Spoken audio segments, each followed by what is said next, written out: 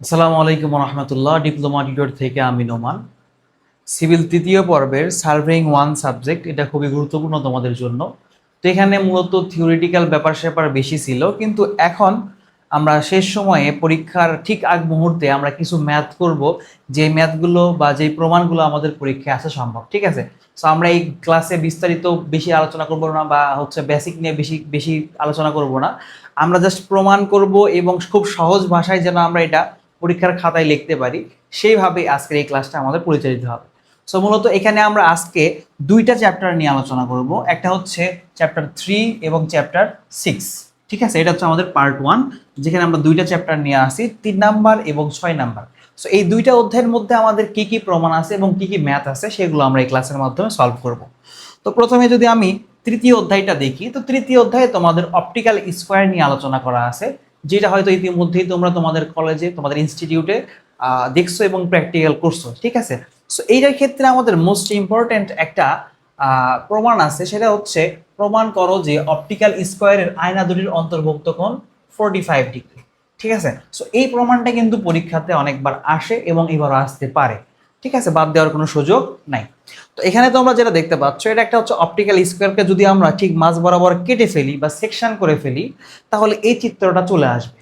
তো এখানে মূলত কাজটা কি হচ্ছে দেখো, আমরা এখানে এই যে সি আছে, সি এবং এল, এই যে সি, এই সি এবং এই এল, এটা হচ্ছে আমাদের জরিপ রেখা, বা যেটাকে আমরা বলি শিকল রেখা। অর্থাৎ আমাদের একটা শিকল রেখা আছে, সেই শিকল রেখা বরাবর একটা আমাদের অপটিক্যাল স্কোয়ার এখানে রাখা হয়েছে। তো এখান থেকে যদি তুমি একটা, এই পাশে ধরো একটা তুমি রেঞ্জিং রড রাখবা। ঠিক আছে, রেঞ্জিং রড রাখছো এখানে। সো এখানে একটা রেঞ্জিং রড আছে।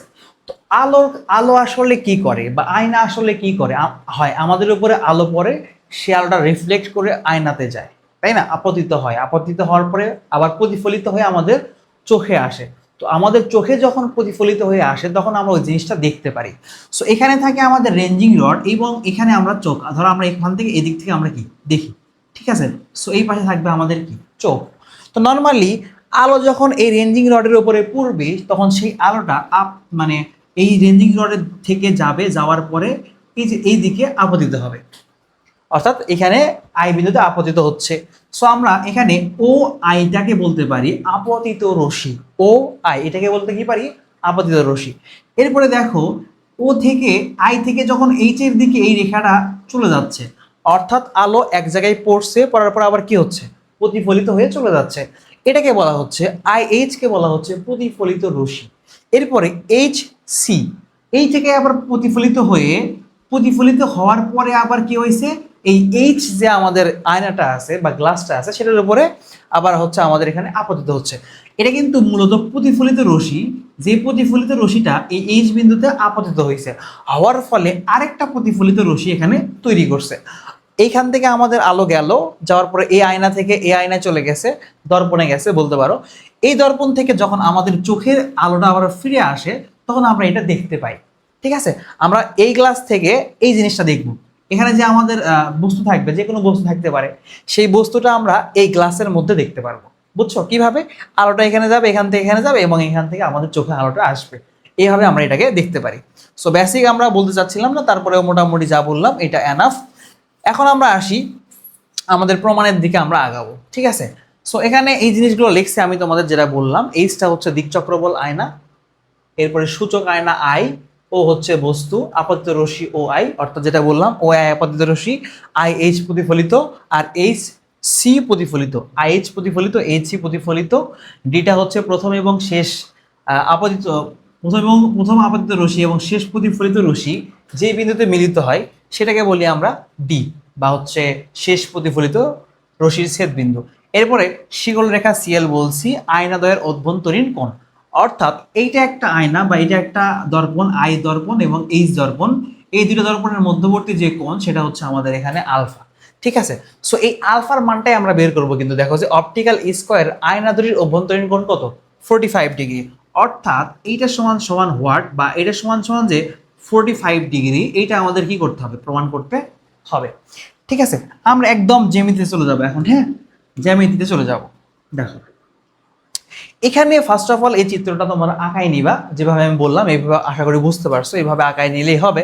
নেওয়ার পরে দেখো প্রথমবার যখন আপাতিত হচ্ছে তখন এটা মূলত আলো কি হয়, যে যত ডিগ্রি কোণে এই এই মানে হরিজন্টাল বা আনুভূমিক রেখার সাথে আপতিত হবে পরবর্তীতে সমকোণে আবার বের হয়ে যাবে। তার মানে এই পাশে যদি আমার থিটা হয় এই পাশেও কত হবে থিটা, এবং এখানেও কিন্তু আপতিত হয়েছে, সো এখানে যদি আমার ফাই হয় এখানেও কত হবে ফাই। বুঝতে পারছো? সো এই দুইটা জিনিস দিবা, দেওয়ার পরে ওপরে কি দিবা আলফা। এখন মেইনলি যেহেতু আমার আলফা মান বের করা দরকার, আমরা একটু লজিক্যালি আসি যে আলফা মান বের করতে গেলে আমার কি কি প্রয়োজন লাগতে পারে। দেখো আলফা বের করবো আমরা, তাই না? সো আলফা এখানে আছে, এখন এখানে আবার কি আছে থিটা আছে এবং ফাই আছে।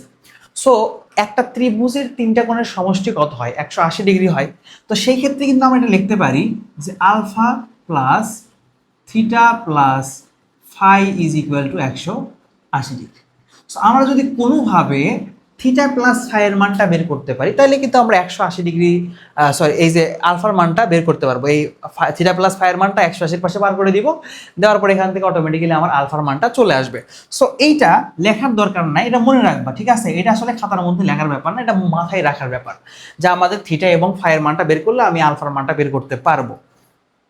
ওকে, এখন আমাদের এই জন্য যেটা করতে হবে, এটার জন্য আমার মূলত দুইভাবে আসা লাগবে। কয়ভাবে? দুইভাবে। কিভাবে আসবো আমরা দেখো, এই যে মাঝখানে যে আমাদের ত্রিভুজটা আছে, এক নাম্বার এটার কাজ করব, দ্বিতীয়ত আমরা এটাতে আসবো। ঠিক আছে, প্রথমত এই ত্রিভুজের কাজ করার মাধ্যমে আমরা এই কোণের মানটা এবং এই কোণের মানটা, এই দুইটা কোণের মান থেকে থিটার এবং ফাইয়ের মানটা বের করে নিব, থিটা প্লাস ফাইয়ের মানটা বের করে নিব, পাবো আমরা। ঠিক আছে, আমরা যদি এক নাম্বার মানে ত্রিভুজটা সলভ করি তাহলে যে থিটা প্লাস ফাই যেটা আছে এটার মান আমরা এখান থেকে বের করতে পারবো। কিভাবে বের করতে পারবো দেখো, দেখলে বুঝতে পারবা।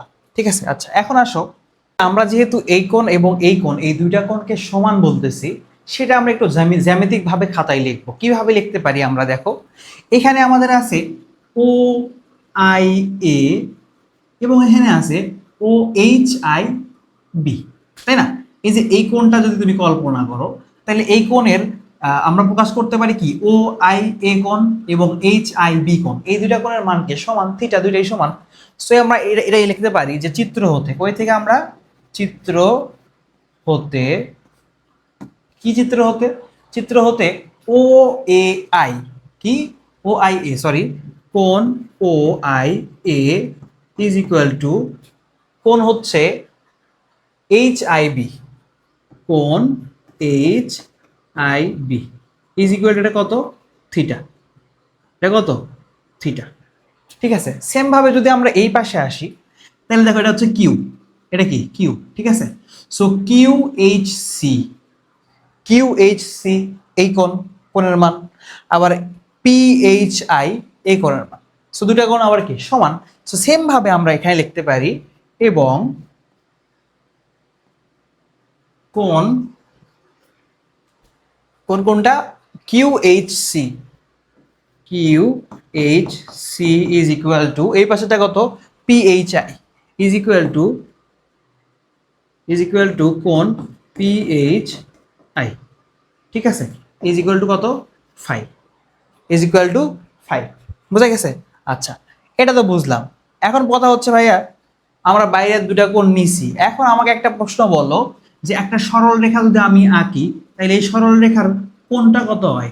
টোটাল কোণ হয় হচ্ছে 180 ডিগ্রি, তাই না?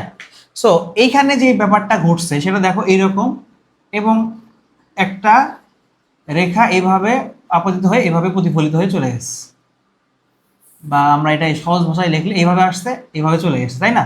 এই পাশের কোণটাও থিটা, এই পাশের কোণটাও কত থিটা, তাহলে মধ্যবর্তী কোণটা কত হবে বলো তো? টোটাল যদি 180 হয়, 180 থেকে দুইটা থিটা বাদ যদি আমি দিই এখানে, তাহলে আমার হবে 180 মাইনাস 2 থিটা, এইটা আমার হচ্ছে মধ্যবর্তী কোণ। দ্যাটস মিন আমি যদি এই কোণটা বের করতে চাই তাহলে আমার 180 থেকে দুইটা থিটা বাদ দিতে হবে, আর এই কোণটা বের করতে চাইলে আমাকে 180 থেকে দুইটা ফাই বাদ দিতে হবে। ক্লিয়ার? আচ্ছা, তাহলে আমরা এখন বের করব কি, এখন O I H, O I H কোণ বের করব। তাহলে এর কোথা থেকে আমরা বের করব? ত্রিভুজ ত্রিভুজ ডি আই এইচ থেকে, ডি আই এইচ হতে।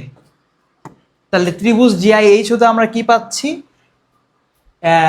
কোণ O I H is equal to কত? 180 মাইনাস 2 থিটা। 180 থেকে 2 থিটা বাদ দিলাম। এবং এবং এই পাশের কোণটা কত হবে? আইএইচসি। কোণ IHC is equal to 180 minus 2 phi. 180 minus কি? 2 ফাই। সো আমরা এখানে আমাদের যে মেইন কোণগুলো প্রয়োজন ছিল সেগুলো বের করে ফেলছি, যে দুইটা কোণ এখানে বের করে ফেললাম। এখন 3 নাম্বার কোণটা তো অটোমেটিক্যালি বোঝা যাচ্ছে এটা 90 ডিগ্রি হবে। সো এখানে এই কোণটা আমরা একটু লিখবো যে আইডিএইচ ইজ ইকুয়াল টু 90 ডিগ্রি। এটা লেখা দরকার। কোণ আইডিএইচ ইজ ইকুয়াল টু 90 ডিগ্রি। ঠিক আছে। সো আমরা কিন্তু এখানে আমাদের যে মাঝখানে ত্রিভুজটা নিয়ে আমরা কাজ করতে চাচ্ছিলাম সেই ত্রিভুজের সব মানই বের করে ফেলছি, তাই না? সব মান কিন্তু আমরা এখানে বের করে ফেলছি। এখন জাস্ট আমাদের কি করতে হবে? এখন জাস্ট আমাদের এই যে ভিতরে যে ত্রিভুজটা আছে, এই ত্রিভুজের মান 360 ডিগ্রি, সেটা আমাদের লিখলেই হয়ে যাচ্ছে। দেখো আমাদের এইটুকু তো প্রয়োজন নেই, এটা আমরা মুছে দিলাম এবং এদিকে একটু সরিয়ে নিই যেন জায়গা হয়। আচ্ছা, তাহলে এখন দেখো আমাদের ত্রিভুজ এটা কত? সেম ত্রিভুজই তো, তাই না? আচ্ছা, তাহলে এটাই লিখতে পারি আমরা যে ত্রিভুজ ডিআইএইচ ইজ ইকুয়াল টু ত্রিভুজ ডিআইএইচ হতে আবার সেম জিনিস থেকে আরেকবার কি পাবো? আমরা এই কোণটা পাবো, তাই না? এই কোণের মান কত? ত্রিভুজ, অর্থাৎ এখানে যে তিনটা মান বের করলাম সেই তিনটা যদি তোমরা যোগ করে দাও, এই কোণ এই কোণ এই কোণ, এই তিনটা কোণ যদি যোগ করে দাও তাহলে 180 ডিগ্রি হবে। কারণ এই তিনটা আমরা কি বের করছি? ভিতরের তিনটা কোণ বের করছি। সো এই তিনটাই আমরা যোগ করে দিই, যে ত্রিভুজ কোণ ও আইএইচ প্লাস হচ্ছে কোণ আইএইচ সি প্লাস কোণ হচ্ছে আইডিএইচ, কোণ আইডিএইচ ইজ ইকুয়াল টু 180 ডিগ্রি। ঠিক আছে। এখন দেখো ও আই এইচ সমান সমান লেখা যাচ্ছে 180 minus 2 theta plus 180 minus 2 theta লিখলাম। এরপরে ত্রিভুজ কোণ আইএইচসি সমান 180 মাইনাস 2 ফাই, তাহলে এটা হবে 180 মাইনাস 2 ফাই। ঠিক আছে। এরপর লাস্ট আইডিসি সমান কত? 90 degree plus 90 is equal to 180। ঠিক আছে, 180। এখন দেখো এখানে আছে 180, এখানে আছে 180, আর এখানে কত? 90।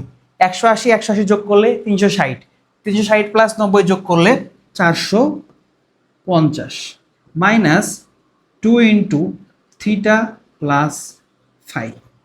অর্থাৎ এটার মধ্যে থেকে আমি -2 কমন নিছি, এটার মধ্যে থেকে -2 কমন নিছি, তাহলে এখানে থিটা থাকে, এখানে কি থাকে? ফাই থাকে। ইজ ইকুয়াল টু কত? 180। তাহলে আমরা এখান থেকে এই এই এই পদটাকে পাশে পার করি, তাহলে 450 মাইনাস 180 ইজ ইকুয়াল টু আমরা কত পাবো? 2 থিটা প্লাস ফাই। ঠিক আছে। আচ্ছা, এখন দেখো, এখন যদি আমরা 450 মাইনাস 180 করলে কত হবে?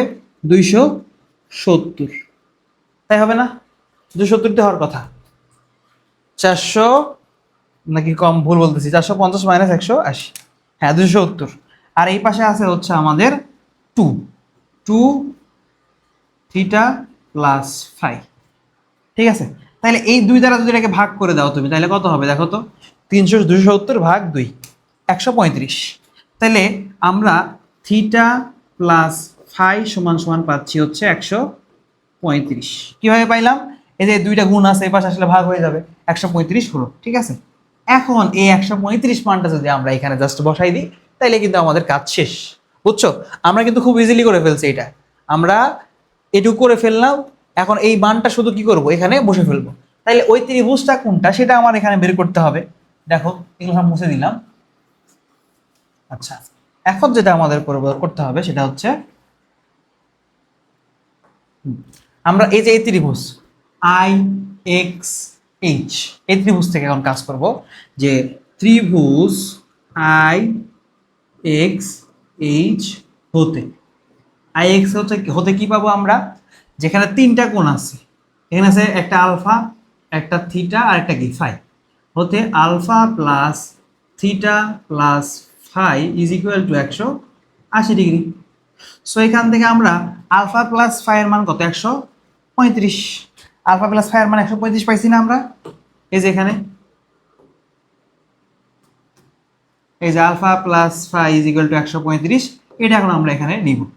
তাইলে আলফা থাকলো, সরি থিটা প্লাস ফাই এর মান পাইছি 135 plus 135 is equal to 180।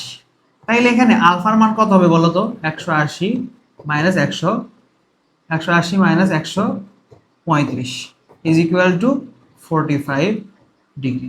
Alpha is equal to কত, 45 ডিগ্রি।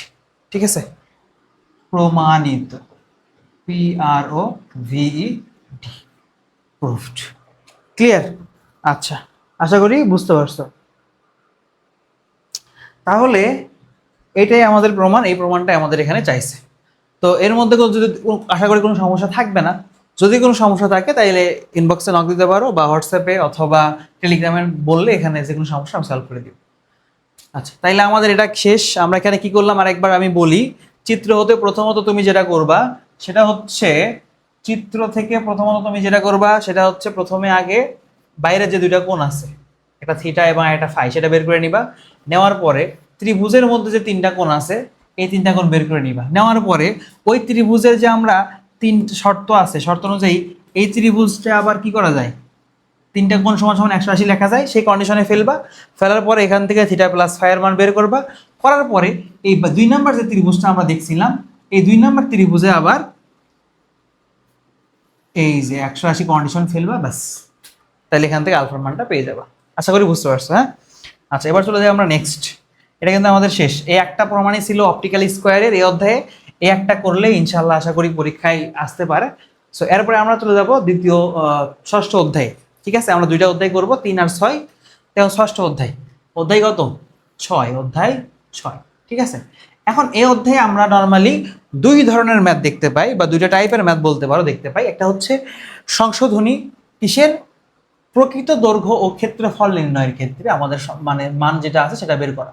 ধরো আমি একটু বেসিক যদি বলি, তাইলে ধরো আমি একটা ফিতাকে এখান থেকে, মানে একটা ফিতাকে বা একটা আমাদের যেই ফিতা দিয়ে আমরা পরিমাপ করি আর কি, সেই ফিতাকে প্রথমত অবস্থায় আমি দেখলাম এটা আমার আছে 30 মিটার। ঠিক আছে, এখন মাপা শেষে আমি দেখতেছি এখানে 30.15 মিটার হয়ে গেছে। এনিহাও এটা লম্বা হয়ে গেছে, এনিহাও এটা কি হয়ে গেছে, লম্বা হয়ে গেছে। সো এই 30 আর 30.15, 30 দিয়ে যদি আমি একটা পুরো এরিয়া মাপি, তাইলে আমার যেই মাপটা আসবে, আমি যদি 30.15 দিয়ে মাপি তাহলে কি সেম মাপ পাবো নাকি ভুল আসবে, আমার মাপ ভুল আসবে না? সো এটাতে তো ভুল আসবে। সো এখানে আমরা এমনভাবে কাজ করব, এই যে ভুলটা, এই ভুলটা যেন এখানে আমাদের আর না হয়, ভুলটা যেন আমরা সংশোধন করে ফেলতে পারি। তো এই জন্য আমাদের দেখো বেসিক 2টা সূত্র আছে। একটা হচ্ছে রেখার প্রকৃত দৈর্ঘ্য এবং প্রকৃত ক্ষেত্রফল নির্ণয়ের ক্ষেত্রে। সো দেখো এই যে ডি আর এল, ডি আর এলটা কি, ডিটা হচ্ছে আমাদের ডিস্টেন্স। ধরো একটা টোটাল এরিয়া হচ্ছে আমার এখানে দূরত্ব দেওয়া আছে ডি।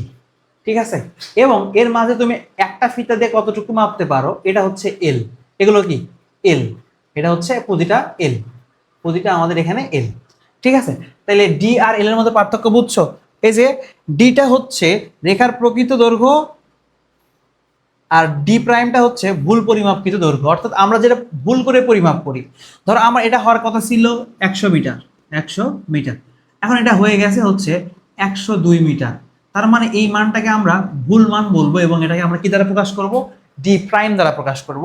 এই জন্য দেখো এখানে আমরা কি বলছি, এলটা হচ্ছে ফিতার প্রকৃত দৈর্ঘ্য, এল প্রাইমটা হচ্ছে ফিতার ভুল দৈর্ঘ্য। অর্থাৎ সেম জিনিসটাকে প্রাইম দিয়ে লিখলে সেটা আমরা এই অধ্যায়ের ক্ষেত্রে ভুল বলবো। এবং এখানে বড় হাতের ডি বা ছোট হাতের ডি দিলেই হলো, আমার এখানে দুই জায়গায় দুইটা হয়ে গেছে, তোমরা যে কোনো একটা দিতে পারো। তাহলে ছোট হাতের ডি বা বড় হাতের ডি দিলেই হলো, ডি সমান সমান হচ্ছে রেখার প্রকৃত দৈর্ঘ্য, আর এ সমান সমান কি, ক্ষেত্রফল, এবং ডি প্রাইম সমান হচ্ছে ভুল পরিমাপকৃত দৈর্ঘ্য, এ প্রাইম সমান হচ্ছে ভুল পরিমাপকৃত ক্ষেত্রফল। তার মানে প্রাইম যখন আসতে আসে তখন সেটাকে আমরা ভুল বলতেছি, আর যখন আমরা নর্মালি লিখি যেটা লেট এ বি সি এরকম থাকলে সেটাকে বলতেছি আমরা প্রকৃত। ঠিক আছে, আশা করি বুঝতে পারছো। এই সূত্রগুলো কিন্তু একদম সহজ। ঠিক আছে, ডি ধরো আগে ছিল কি ডি এল, পরবর্তীতে ডি প্রাইম এল প্রাইম হয়ে গেছে, অর্থাৎ একটা ভুল হলে আরেকটা অটোমেটিক্যালি কি হয়ে যায়, ভুল হয়ে যায়। এরপরে এই এ এল স্কোয়ার, এ প্রকৃত, এল স্কোয়ার প্রকৃত, এরপরে এ এল প্রাইম, এ প্রাইম এল প্রাইম উপরে স্কোয়ার। ঠিক আছে, আশা করি বুঝতে পারছো। সো এই সূত্র দিয়ে আমরা দুইটা ম্যাথ সলভ করব, এবং এই দুইটা ম্যাথ সলভ বা দুইটা ম্যাথ সলভ করলে ইনশাআল্লাহ আশা করি আমরা এই অধ্যায় থেকে সংক্ষিপ্ততে ম্যাথ যদি আসে তাহলে সলভ করতে পারবা। মূলত এখান থেকে সংক্ষিপ্ততে ম্যাথ আসে, তোমরা আশা করি করতে পারবে তখন। দেখো এখানে কি বলছে, একটি ত্রুটিপূর্ণ 20 মিটার শিকল দিয়ে, কয় মিটার শিকল, 20 মিটার, তার মানে শিকলের যে মাপ সেটাকে আমরা কি বলি এল। ঠিক আছে, দিয়ে মেপে একটি রাস্তার দৈর্ঘ্য পাওয়া গেল। এই যে দৈর্ঘ্যটা তুমি পাইলে এটা হচ্ছে ডির মান, কত মিটার, 1509.9 মিটার। শিকল প্রতিভ্রান্তির পরিমাণ বের করো। রাস্তার প্রকৃত দৈর্ঘ্য দেওয়া আছে কত, 15 মিটার। তাইলে একটা রাস্তা যেটার প্রকৃত দৈর্ঘ্য হচ্ছে 1500 মিটার, কিন্তু আমি একটা ভুল ফিতা দিয়ে মাপার কারণে সেটার দৈর্ঘ্য পাওয়া গেছে কত, 1509 মিটার। এখন এইখানে আমার ত্রুটিপূর্ণ বলছে এবং প্রকৃত যে মিটারের মাপ সেটা দিয়ে দিচ্ছে কত, 20 মিটার। এখন ভুল কত, অর্থাৎ ভ্রান্তির পরিমাণটা আমার এখানে কত সেটা আমাকে বের করতে হবে। সো ভ্রান্তির পরিমাণ বের করতে গেলে আমাদের এখানে ধরো আমার কি দেওয়া আছে, এখানে আমি যদি দেখি গিভেন কি কি দেওয়া আছে, আমাদের এখানে দেওয়া আছে হচ্ছে, দেখো দিছে হচ্ছে প্রথমত দিছে এল এর মান, এল ইজ ইকুয়াল টু কত মিটার, 20 মিটার। এরপরে দিছে হচ্ছে দৈর্ঘ্য পাওয়া গেল, তার মানে ডির মান দিছি, ভুল দৈর্ঘ্য পাইছে। So D prime is equal to 1509 metre. এবং এখানে প্রকৃত দৈর্ঘ্য দেওয়া আছে, রাস্তার প্রকৃত দৈর্ঘ্য দেওয়া আছে 15 মিটার, তার মানে ডির মান দিছে হচ্ছে আমার এখানে 1500 মিটার। ঠিক আছে, এখন আমরা বের করবো কি ভ্রান্তির পরিমাণ। আমাদের একটা মান অজানা আছে, সেটা হচ্ছে এল প্রাইম। আমরা যদি এল প্রাইম বের করে এল থেকে এল প্রাইম বাদ দেই তাইলে কিন্তু আমরা এখানে ভ্রান্তির পরিমাণটা পাবো, কারণ শিকলের ভ্রান্তি চাইছে। অর্থাৎ এখানে কি বলছে আমাদের, শিকল প্রতি ভ্রান্তির পরিমাণ কত, একটা শিকলের জন্য ভ্রান্তি কত। ঠিক আছে, আচ্ছা তাইলে আমরা এখানে সূত্র কি জানি, যে we know that L D L is equal two D prime L prime. তাইলে ডির মান এখানে আমাদের কত, 1500 ইন্টু এল এর মান কত, 20 ইজ ইকুয়াল টু ডি প্রাইমের মান কত, 1509, আর এল প্রাইমের মান এখানে আমাদের বের করতে হবে, তাই না। সো এখান থেকে আমরা এল প্রাইমের মানটা পাবো। এল প্রাইমের মানটা আমাদের কত হবে দেখি, 1500 ইন্টু 20 ডিভাইডেড বাই হচ্ছে 1509, 19.88। এটা হচ্ছে 19.88 মিটার। সো এটা আমার কি, অর্থাৎ আমাদের যে ভুল ছিল সেই ভুলের পরিমাণটা আমরা এখান থেকে বের করব। আমাদের যে মিটার শিকলটা ভুল ছিল, যে ভুল অবস্থায় এর দৈর্ঘ্য ছিল 19.88। ঠিক আছে, সো এখন আমরা অতএব কি বের করতে বলছে আমাদের এখানে, শিকল প্রতি ভ্রান্তির পরিমাণ। সেটা এখন লিখবো যে শিকল প্রতি ভ্রান্তির পরিমাণ,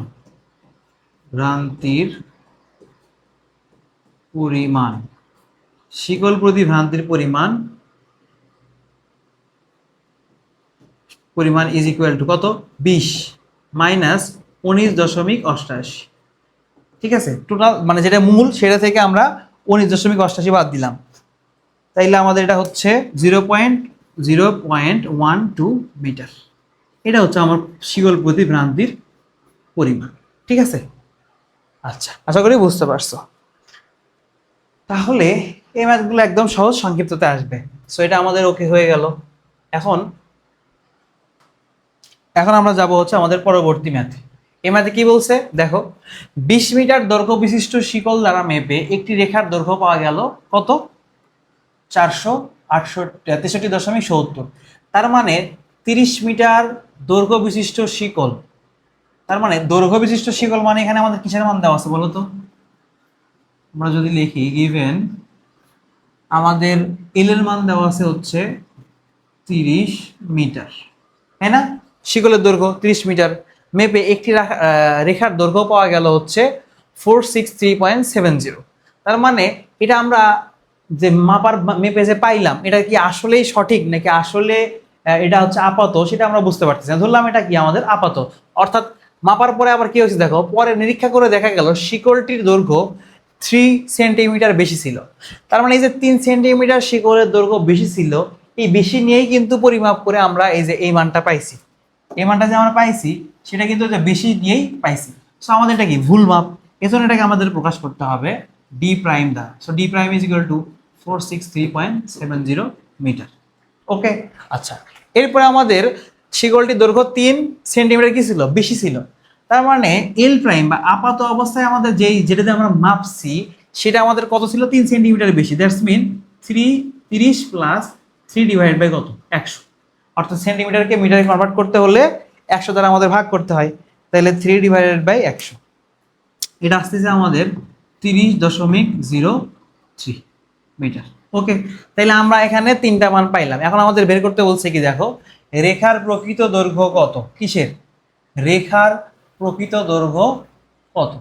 রেখার প্রকৃত দৈর্ঘ্য মানে কি বের করতে বলছে এখানে বলো, এল বের করতে বলছে, যে এল ইজ ইকুয়াল টু হোয়াট। তার মানে সেম প্রসেস একবার এক এক রকম করে আমাদেরকে বলতে পারে, ঠিক আছে। তাহলে আমরা জানি উই নো দ্যাট যে D L is equal two D prime L prime. So আমাদের এবার বের করতে বলছে কি প্রকৃত দৈর্ঘ্যের মান, তো এলটা এই পাশে রাখলাম, ডিটা এই পাশে পার করবো। সো ডি প্রাইমের মান কত, 463.7। ওকে, ভুল করলাম নাকি, হ্যাঁ সরি, দেখো প্রকৃত দৈর্ঘ্য শিকলের না, এটা হচ্ছে আমাদের ডির মান বের করতে বলছে। তাহলে এখানে আমাদের বের করতে বলছে প্রকৃত রেখার দৈর্ঘ্য ডি এর মান। So D is equal two আমাদের কি হোয়াট। ওকে, তাহলে ডির মানটা আমরা বের করব। সো সূত্র কি, ডিএল ইজ ইকুয়াল টু, আমরা জানি DL is equal two D prime L prime. So আমরা বের করবো ডি এর মান। তো ডি প্রাইমের মান আমাদের দিয়ে দিচ্ছে কত, 463.70 ইন্টু এল প্রাইম। এল প্রাইমের মান আমরা কত পাইলাম, 30.03। এখন এই এলটা যদি এই পাশে পার করে দিই ভাগ হয়ে যাবে না, হ্যাঁ ভাগ হয়ে যাবে, তাহলে কত হবে 30 ইজ ইকুয়াল টু, দেখি কত হয়, 463.70 ইন্টু 30.03 ডিভাইডেড বাই 30, এটা আসতেছে 464.1637 মিটার। সো এটা হচ্ছে আমাদের অ্যান্সার। এগুলো একদম সহজ ম্যাথ, ঠিক আছে, এগুলো ম্যাথে আটকাবা না, আশা করি একদম সহজেই পার হয়ে যাইতে পারবা। ক্লিয়ার, এটা তো সংক্ষিপ্ততে আসে এরকম ম্যাথ। সো একটু ভালো করে করো, তাহলেই হবে, এই দুইটা ম্যাথ করলেই হবে। আচ্ছা, এরপরে আসো আমাদের ষষ্ঠ অধ্যায়ের দ্বিতীয় টাইপের ম্যাথে। এখানে আমরা কি করব, ফিতার বিভিন্ন প্রকার সংশোধনীর সূত্র। কিসের, ফিতার বিভিন্ন প্রকার সংশোধনীর সূত্র। নর্মালি আমি যদি একটা ফিতাকে বা একটা দড়িকে যদি এখানে টানাই দিই, যেমন ধরো একটা একটা রেখাকে আমি এখানে দিয়ে দিলাম, ঠিক আছে। সো এই রেখার মধ্যে কি ঘটতে পারে, এটার যে দৈর্ঘ্যটা আছে বা যে লেন্থটা আছে সেই লেন্থ ধরলাম আমি 100 মিটার, ঠিক আছে। এখন দেখো তাপমাত্রা একটা প্রভাব ফেলতে পারে এখানে। তাপমাত্রার ফলে যে সংশোধনী হয় সেটা পজিটিভ হইতে পারে, নেগেটিভ হইতে পারে। যখন তাপমাত্রা বেশি হয় তখন প্রসারণ ঘটে, তাপমাত্রা হ্রাস পেলে সম্প্রসারণ ঘটে। অর্থাৎ শীতকালে বস্তুর সংকোচন হয়, আর মানে কি বলে গ্রীষ্মকালে বা গরমের সময় বস্তুটা কি প্রসারিত হয়, তাই না। সো এখানে আমরা যদি প্রথমত একটা তাপমাত্রা পাই 20 ডিগ্রি সেলসিয়াস তাপমাত্রায়, ধরো এখানে এটা 20 ডিগ্রি সেলসিয়াস তাপমাত্রায় আদর্শায়িত করা হয়েছে। অর্থাৎ আদর্শায়িত মানে কি, এটা যে 100 মিটার হয়েছে সেটা যখন 20 ডিগ্রি সেলসিয়াস তাপমাত্রায় ছিল তখন 100 মিটার হয়েছে। এখন তাপমাত্রা যখন 45 ডিগ্রি হয়ে যাবে, সাপোজ ধরলাম, এই যে তাপমাত্রার একটা পরিবর্তন ঘটলো, এই তাপমাত্রার পরিবর্তনের কারণে এইটার একটা পরিবর্তন হবে, ঠিক আছে, এটা একটা কি হবে, পরিবর্তন হবে। ধরো এখানে 100 প্লাস সামথিং একটা মান আমাদের এখানে আসবে, যেটা আমাদের এখানে বড় হয়ে যাবে। সো সেই ক্ষেত্রে আমাদের তাপমাত্রা জনিত একটা সংশোধনী সূত্র বিজ্ঞানী আবিষ্কার করছে, সেটা হচ্ছে alpha TM minus T nought into এল।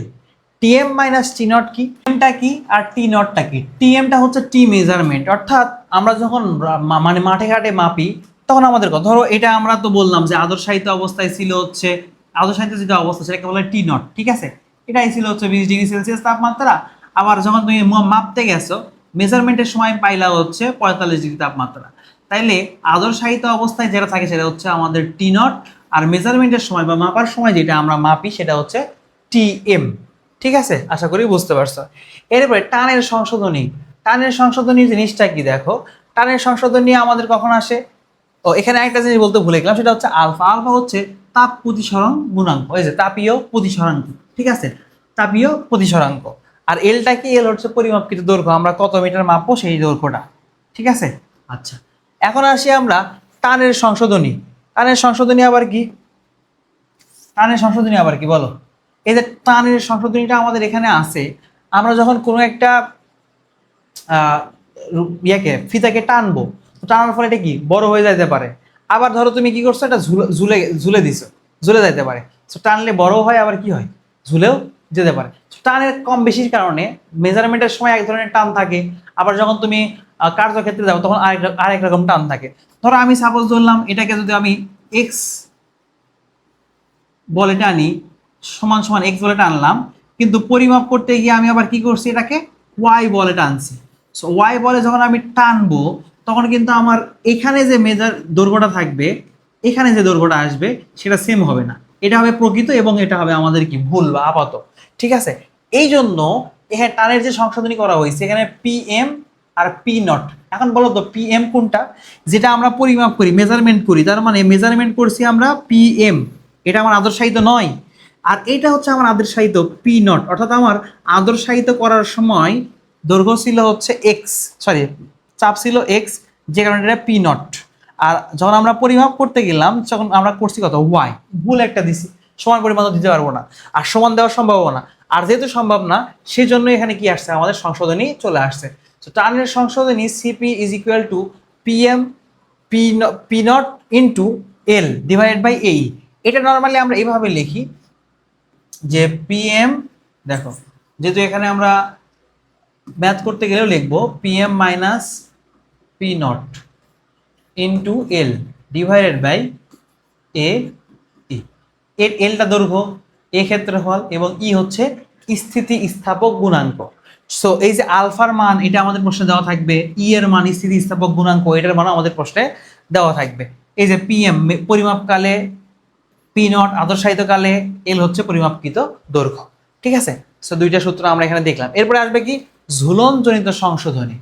ঝুলনজনিত সংশোধনীর ক্ষেত্রে আমাদের যেটা করতে হয় সেটা হচ্ছে, দেখো এটা এইভাবে লিখছে না, আমি একটু এটা আরো সুন্দরভাবে লিখে দিই যে CS is equal to L divided by 24 into W divided by NP এর উপরে স্কোয়ার।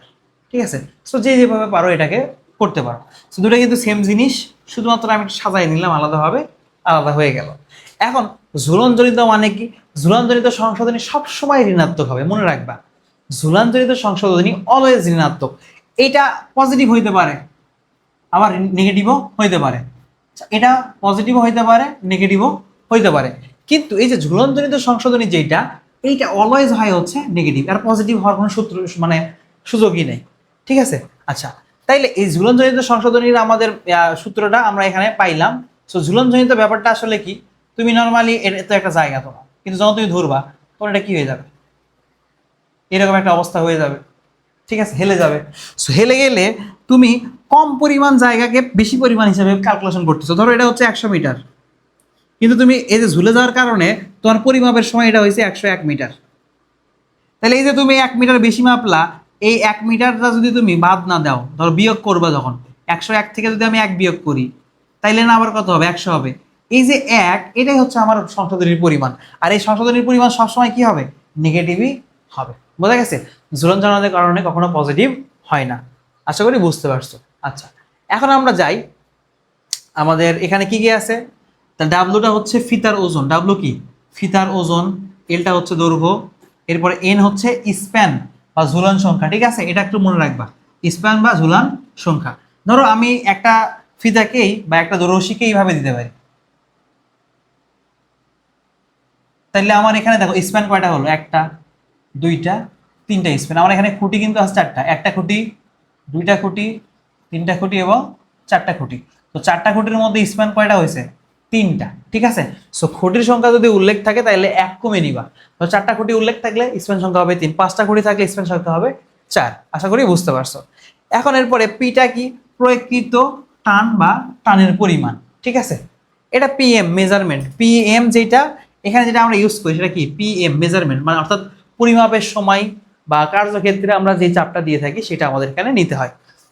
আচ্ছা, আশা করি বুঝতে পারছো সূত্রগুলো। তোমরা এখানে 3টে সূত্র মুখস্থ করতে হবে। আমরা এখান থেকে একটা মাত্র ম্যাথ করব, যে একটা ম্যাথ করলেই আশা করি তোমরা মানে এই অধ্যায়ের যতগুলো ম্যাথ আছে এই রিলেটেড সবগুলো ম্যাথ করতে পারবা, ঠিক আছে। এই ম্যাথটাতে আমাদের কি বলছে দেখো, আমরা ডাটাগুলো আগে নেই। বলছে 15 কেজি টানে, তার মানে এটা হচ্ছে আমার 15 কেজি টান, 15 কেজি টানে, তাইলে এবং এরপর বলছে 25°C তাপে, দুইটা তথ্য দিছে। কোন ইস্পাত ফিতার দৈর্ঘ্য 100 কত মিটার, 100 মিটার। তার মানে এই যে লাইনটা আমাদের প্রথমে যেটা দেওয়া, এই টোটাল লাইনটা হচ্ছে আমার আদর্শায়িত লাইন। কি লাইন? আদর্শায়িত লাইন, ঠিক আছে। যে প্রাথমিক অবস্থাতে আমরা একটা জিনিস দেখতেছি যে আমরা যখন এটাকে 15 কেজি টান দিছি, 25°C তাপমাত্রা আছে, তখন এই ফিতার দৈর্ঘ্য কত? 100 মিটার। সো আমরা কিন্তু এটা লিখে রাখতে পারি না, গিভেন কি দেওয়া আছে আমাদের এখানে, দেওয়া আছে হচ্ছে P not is equal two 15 KG. এরপর টি নট আদর্শায়িত তাপমাত্রা, টি নট ইজ ইকুয়াল টু দেওয়া আছে কত আমার এখানে 25°C। ওকে, এরপরে দিছে কোন ইস্পাত ফিতার দৈর্ঘ্য 100 মিটার, তার মানে এল এর মান এটা, তাই না? এল ইজ ইকুয়াল টু কত? 100 মিটার। ওকে, এরপর বলছে ফিতাটির প্রস্থচ্ছেদের ক্ষেত্রফল 0.015, তার মানে ক্ষেত্রফল কি A is equal to 0.015 centimetre square. Okay, এরপর বলছে ওজন 5 কেজি, তার দ্যাটস মিন ডাব্লুর মান দিয়েছে, তো ডাব্লুর মান কত? 5 কেজি। এবং তাপীয় প্রসারণ সহগ 11.5 ইন্টু 10⁻⁶, তার মানে আলফার মান দিছে। আলফার মান কত দিছে আমাদের এখানে? এখানে দিছে হচ্ছে 11.5 ইন্টু 10⁻⁶ পার ডিগ্রি সেলসিয়াস। ফিতাটিকে সম উচ্চতায় ও সমভাবে ব্যবধানে 3টি খুঁটির সাহায্যে, কয়টি খুঁটির সাহায্যে? 3টি। তাহলে খুঁটি যদি 3টা হয়, খুঁটি এখানে একটা, এখানে একটা, এখানে একটা, 3টা, দ্যাটস মিন আমার স্প্যান কয়টা? স্প্যান হচ্ছে এখানে একটা, এখানে একটা, তার মানে 2টা। সো এখানে আমরা লিখতে পারি যে 3 - 1 ইজ ইকুয়াল টু কত? 2। বুঝছো? আচ্ছা আচ্ছা, এরপরে কি বলছে? আচ্ছা, মাপ গ্রহণকালে তাপমাত্রা 33°C, তার মানে টি এম এর মান, টি মেজারমেন্টের মান হচ্ছে আমার এখানে কত? 33°C ও 25 কেজি টান প্রয়োগে, তার মানে পিএম যেটা পরিমাপকালে পিএম এর মান কত? 25 কেজি, 25 কেজি। আচ্ছা, 25 কেজি টান প্রয়োগ করলে ফিতাটির দৈর্ঘ্য কত হবে? এখানে আবার ই এর মানটাও দিয়েছে, ইর মানটাও কি করে দিছে? দিয়ে দিছে। So E is equal to কত? 2 ইন্টু 12, 2.12 ইন্টু 10⁻⁶, 10 sorry 10⁻⁶ কেজি পার সেন্টিমিটার স্কোয়ার, কেজি পার সেন্টিমিটার স্কোয়ার। আচ্ছা, তাহলে এই ডাটাগুলো আমাদের দিছে। এখন বের করতে বলছে কি আমাদের, যে প্রয়োগ করলে, টান প্রয়োগ করলে ফিতাটির দৈর্ঘ্য কত হবে। সো ফিতাটির যে প্রকৃত দৈর্ঘ্য হবে সেটা আমাদের কত হবে। ধরো ফিতার দৈর্ঘ্য ছিল 100 মিটার, কিন্তু আমরা যখন পরিমাপ করতে গেলাম তখন ঝুলানোর কারণে একটা ভ্রান্তি হলো, তাপমাত্রার কারণে একটা ভ্রান্তি হলো, টানের কারণে একটা ভ্রান্তি হলো। সো আমরা যে জায়গাটা পরিমাপ করলাম সেই জায়গাটা তো আমরা 100 মিটার এক্স্যাক্টলি পাচ্ছি না, অল্প কম বেশি হবে, তাই না? সো এই যে কম বেশি কতটুকু হবে সেটা আমাদের বের করার জন্য 3টা সংশোধনী বের করতে হবে। একটা হচ্ছে তাপমাত্রা, একটা টানজনিত, একটা ঝুলনজনিত, ঠিক আছে।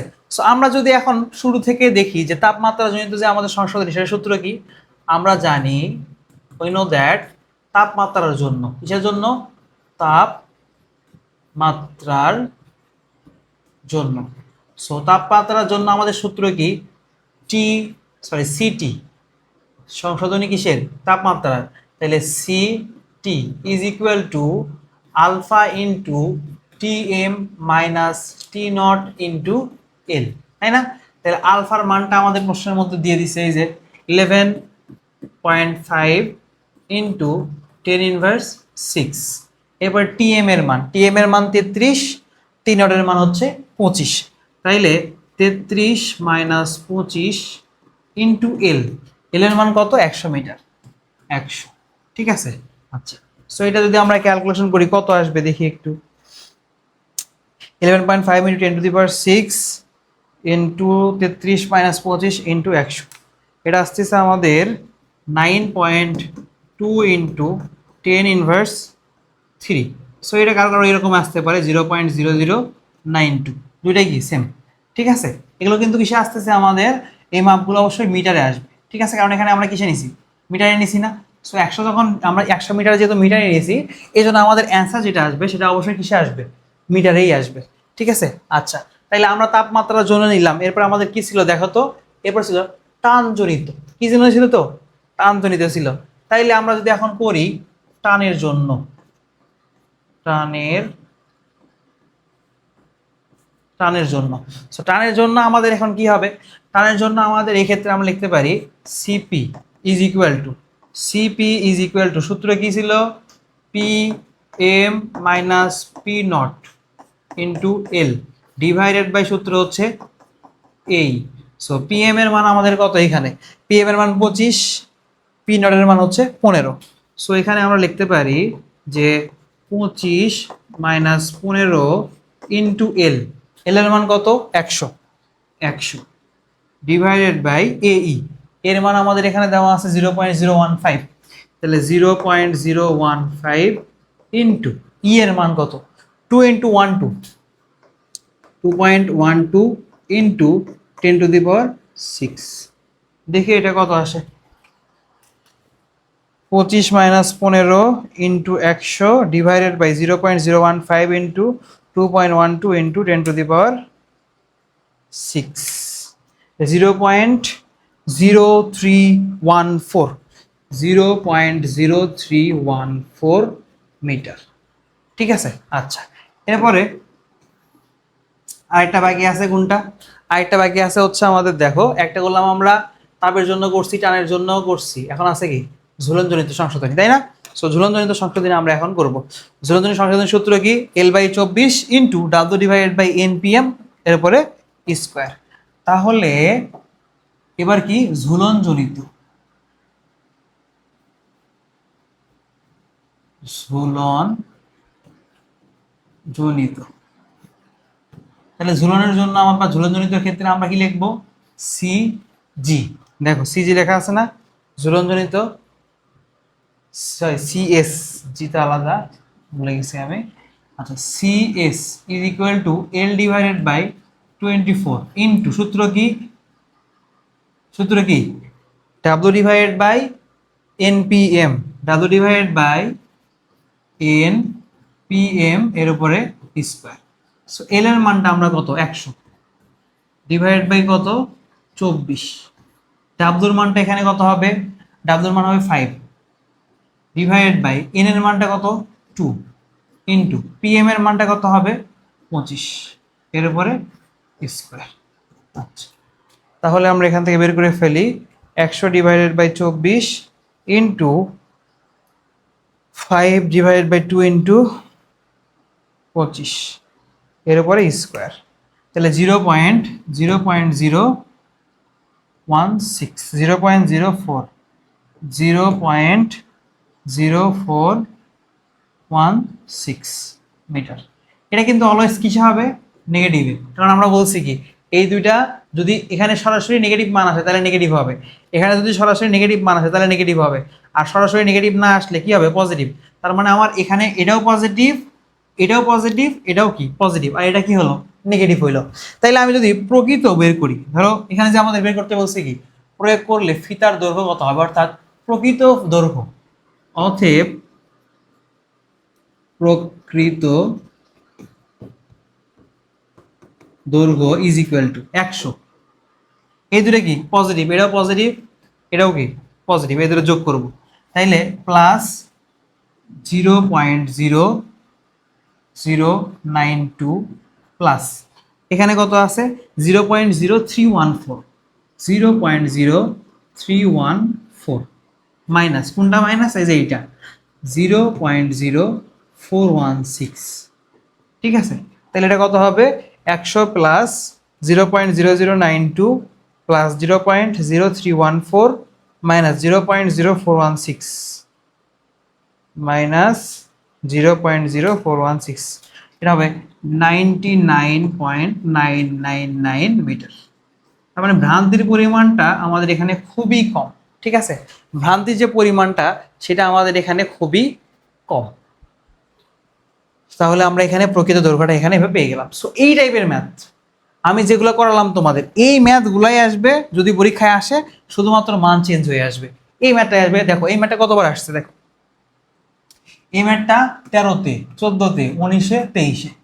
ঠিক আছে, এটা আমাদের 26-এ আসবে না তার কি গ্যারান্টি নেই, 26-এ চলে আসতে পারে, পারে কি না। ধরো এটা এই ম্যাথটাই আসলো, মান চেঞ্জ হয়ে আসলো, এই ম্যাথটাই আসলো, কি কি চেঞ্জ হয়ে আসলো, মান চেঞ্জ হয়ে চলে আসতে পারে। বোঝা গেছে, হয়তো 26-এ চলে আসতেও পারে।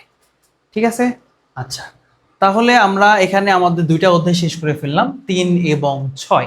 এরপরে যে অধ্যায়গুলো আছে সেগুলো আমরা আস্তে আস্তে শেষ করে ফেলবো, মানে ইনশাল্লাহ তোমাদের 2-1 দিনের মধ্যেই পুরো বইয়ের ম্যাথ আমরা শেষ করবো। ঠিক আছে, তো আজকের এই ক্লাসে এই পর্যন্তই, দেখা হচ্ছে তোমাদের সাথে পরবর্তী পার্টে, সেকেন্ড পার্টে। সে পর্যন্ত ভালো থাকো, সুস্থ থাকো, আল্লাহ হাফেজ, আসসালামু আলাইকুম ওয়া রাহমাতুল্লাহ।